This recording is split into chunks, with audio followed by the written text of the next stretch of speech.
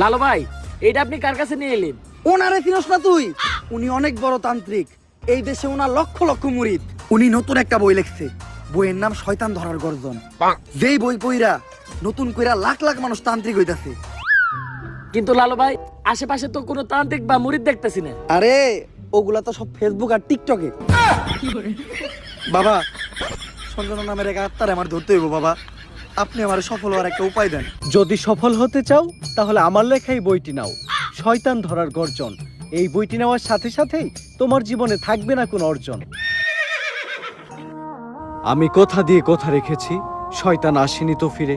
আমি শয়তান তাড়ানো গল্প লিখেছি আমার সারাটি জীবন ধরে। আমি অন্ধকারে মোমবাতি জ্বালিয়েছি, তবুও পাইনি ভূতের খোঁজ।